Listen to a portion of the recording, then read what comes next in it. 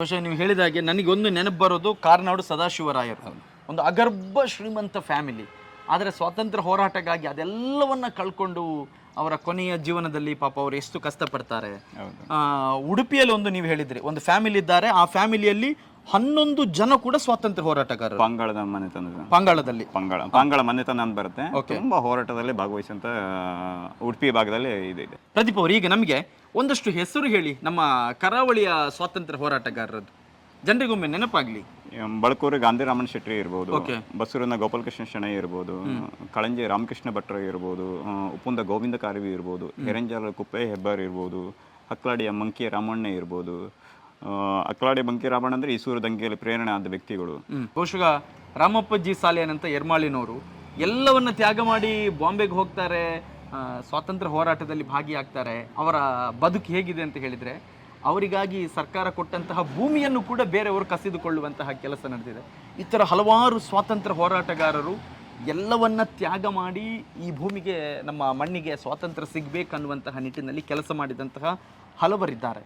ಆದರೆ ನಾವು ಎಲ್ಲರೂ ಕೂಡ ಒಂದು ದಿವಸಕ್ಕೆ ಸೀಮಿತ ಆಗ್ತೇವೆ ಅಥವಾ ಒಂದಷ್ಟು ರಾಷ್ಟ್ರೀಯ ನಾಯಕರ ಹೆಸರು ಹೇಳಿ ನಾವು ಆ ದಿನವನ್ನು ಆಚರಿಸ್ತೇವೆ. ಆದರೆ ನಮ್ಮ ತುಳುನಾಡಿನಲ್ಲಿ ಕೂಡ ಅಥವಾ ನಮ್ಮ ಅವಿಭಜಿತ ದಕ್ಷಿಣ ಕನ್ನಡ ಮತ್ತು ಉಡುಪಿಯಲ್ಲೂ ಕೂಡ ಆ ಥರ ಕೆಲಸ ಮಾಡಿದ ಸ್ವಾತಂತ್ರ್ಯ ಹೋರಾಟಗಾರರನ್ನು ಗುರುತಿಸುವಂಥದ್ದು, ಅವರ ಮನೆಗೆ ಒಂದು ಹೋರಾಟಗಾರರ ಒಂದು ನಾಮಫಲಕ ಹಾಕೋದು, ಪ್ರತಿ ತಿಂಗಳು ಹೋಗಿ ಏನು ಅಲ್ಲಿ ಒಂದು ಕಾರ್ಯಕ್ರಮವನ್ನು ಆಚರಣೆ ಮಾಡುವಂಥದ್ದು.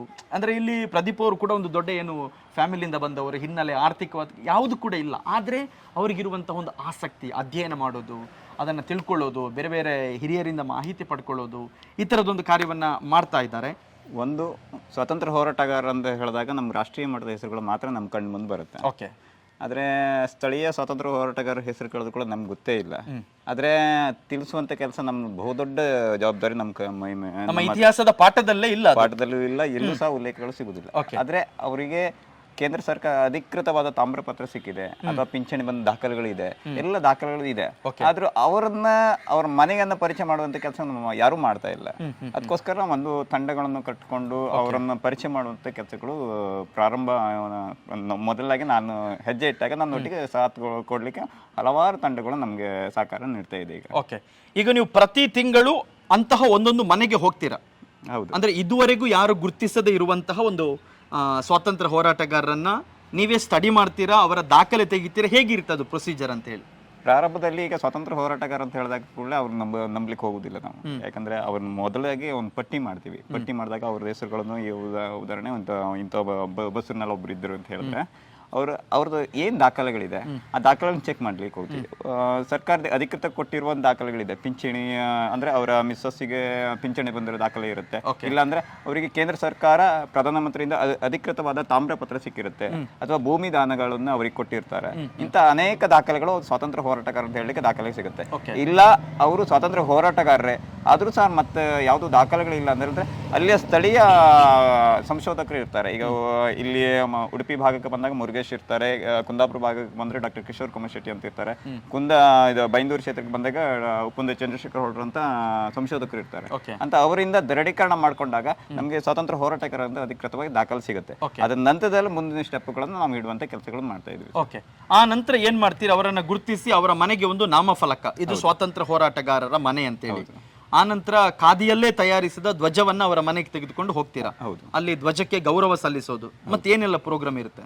ಒಂದು ಅವರ ಮನೆಗೆ ಅವರನ್ನ ಒಂದು ದಿನದಲ್ಲಿ ಆಗುವಂತ ಕೆಲಸಗಳಲ್ಲ ಇದು.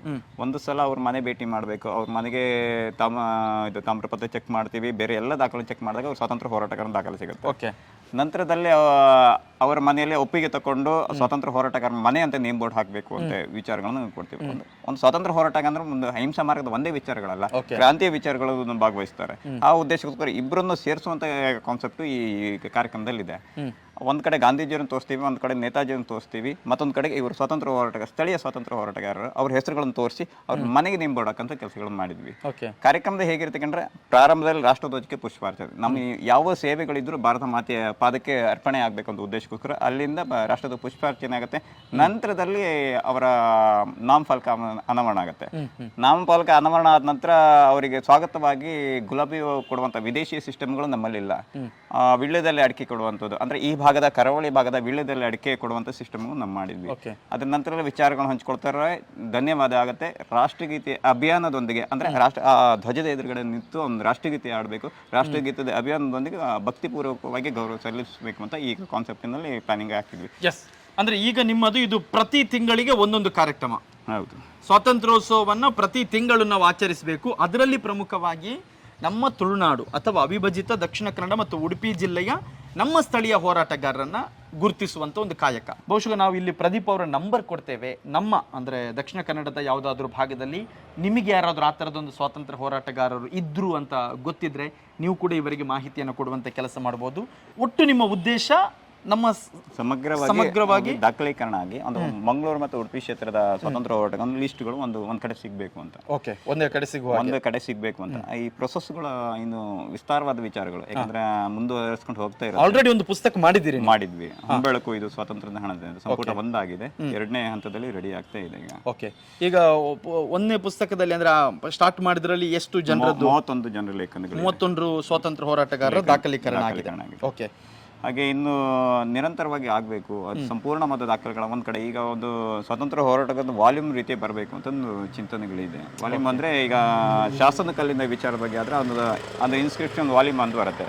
ಅದೇ ರೀತಿಯ ಸ್ವತಂತ್ರ ಹೋರಾಟಗಾರದ ಇನ್ಸ್ಕ್ರಿಪ್ಷನ್ ವಾಲ್ಯೂಮ್ ಬಂದರೆ ಒಂದು ಕಡೆ ಸಮಗ್ರವಾಗಿ ದಾಖಲೀಕರಣ ಸಿಗುತ್ತೆ. ಯಾರೇ ಬೇಕಾದ್ರೂ ಅಧ್ಯಯನ ಮಾಡ್ಬೋದು. ಮುಂದಿನ ಅಧ್ಯಯನ ಮಾಡಿದವರಿಗೆ ಒಂದು ದಾಖಲೀಕರಣ ಸಿಗುತ್ತೆ ಅಂತ ಈ ಕಾನ್ಸೆಪ್ಟ್ಗಳು ಇದೆ ಈಗ. ಓಕೆ, ಎಸ್, ಬಹುಶಃ ನಿಮಗೆ ಶುಭವಾಗಲಿ ಪ್ರದೀಪ್ ಅವರೇ. ನಿಮ್ಮ ಈ ಒಂದು ಉತ್ತಮ ಕಾಯಕ ಸಮಾಜಕ್ಕೋಸ್ಕರ ತಾವು ಮಾಡ್ತಾ ಇರುವಂಥದ್ದು, ನಿಮ್ಮ ಕೆಲಸದ ನಡುವೆ ಕೂಡ ಇದಕ್ಕೆ ಸಮಯ ಮಾಡಿಕೊಂಡು ಯಾರು ನಮಗೋಸ್ಕರ ಹೋರಾಟ ಮಾಡಿದ್ದಾರೆ ಅವರನ್ನು ಗುರುತಿಸುವಂತಹ ಒಂದು ಒಳ್ಳೆಯ ಕೆಲಸವನ್ನು ಮಾಡ್ತಾ ಇದ್ರಿ. ನಿಮಗೆ ನಮ್ಮ ಕಡೆಯಿಂದ ಧನ್ಯವಾದ, ಶುಭಾಶಯಗಳು ನಿಮಗೆ. ಸ್ವಾತಂತ್ರ್ಯೋತ್ಸವದ ಈ ದಿವಸದಲ್ಲೇ ಇವರ ಬಗ್ಗೆ ನಾವು ಒಂದು ಪರಿಚಯ ನಿಮ್ಗೆ ಮಾಡಿಕೊಡ್ತಾ ಇದ್ದೇವೆ. ಇವರ ನಂಬರ್ ಕೂಡ ಕೊಡ್ತೇವೆ. ನಮ್ಮ ನಡುವಿನಲ್ಲಿ, ಯಾಕೆಂದರೆ ದೂರದ ಬೆಟ್ಟ ನಮಗೆ ತುಂಬ ನುಣ್ಣಗೆ ಕಾಣುತ್ತೆ, ಆದರೆ ಕರಾವಳಿಯಲ್ಲೂ ಕೂಡ ಇವರು ನನಗೆ ಒಂದು ಸ್ಟೋರಿ ಹೇಳ್ತಾ ಇದ್ರು. ಅವ್ರ ಹೆಸರೇನು ಒಂದು ಮೇಡಮ್ ಆಗಿ ಹೇಳಿದ್ರಿ, ಕಟ್ಟಬಾಲಿ ಅಂತಮ್ಮ ಶೆಟ್ಟಿ ಅಂತ. ಅಣ್ತಮ್ಮ ಶೆಟ್ಟಿ ಅಂತೇಳಿ ಬ್ರಿಟಿಷರ್ ಅವರ ಮನೆಗೆ ಬಂದು ಏನು ಅವರಿಗೆ ಮೊದಲೊಂದು ಸಿಸ್ಟಮ್ ಇತ್ತು, ನಮಗೆ ಅಕ್ಕಿ ಕೊಡೋದಿಲ್ಲ ಅಂದ್ರೆ ಭತ್ತ ಕೇಳೋದಲ್ವ. ಭತ್ತ ಕೇಳಿದ ಸಂದರ್ಭದಲ್ಲಿ ಅವರು ಏನು ಕೈಯಲ್ಲಿದ್ದಂಥ ವಸ್ತುವಿನಲ್ಲೇ ಹೊಡೆದು ಬ್ರಿಟಿಷರನ್ನ ಓಡಿಸಿದಂತಹ ಮಹಿಳೆಯರು. ಅಂದ್ರೆ ನನ್ನ ಪ್ರಕಾರ ಇಲ್ಲಿ ಸ್ಥಳೀಯವಾಗಿ ಬದುಕಿದ ತುಂಬಾ ಜನ ಯಾರಿದ್ದಾರೆ ಅವರಲ್ಲೂ ಕೂಡ ಶಕ್ತಿ ಇತ್ತು, ಪರಾಕ್ರಮ ಇತ್ತು. ಅವರದ್ದೇ ಆದಂಥ ರೀತಿಯಲ್ಲಿ ಸ್ವಾತಂತ್ರ್ಯದ ಹೋರಾಟಗಳನ್ನು ಮಾಡಿದ್ದಾರೆ ಅಂತೇಳಿ. ಹಾಗಾಗಿ ಅವರನ್ನು ನಮ್ಮ ಈಗಿನ ಪೀಳಿಗೆ ಮತ್ತು ಮುಂದಿನ ಪೀಳಿಗೆ ನೆನಪಿಸುವಂಥ ಒಂದು ಕೆಲಸ ಇದು ಒಂದು ದಿವಸಕ್ಕೆ ಸೀಮಿತ ಆಗದೆ ಪ್ರತಿ ತಿಂಗಳು ನಡೆಯಲಿ. ಸೊ ನಿಮ್ಮ ಮಾಹಿತಿ ಏನಾದರೂ ಇದ್ದರೆ ಇವರಿಗೆ ಶೇರ್ ಮಾಡಿ. ಅಂತಹ ಒಂದು ದಾಖಲೀಕರಣದ ಒಂದು ಅದ್ಭುತ ಕಾರ್ಯವನ್ನು ಮಾಡ್ತಾ ಇದ್ದಾರೆ. ಥ್ಯಾಂಕ್ ಯು ಪ್ರದೀಪ್ ಅವರು. ಧನ್ಯವಾದ ಸರ್. ಎಸ್.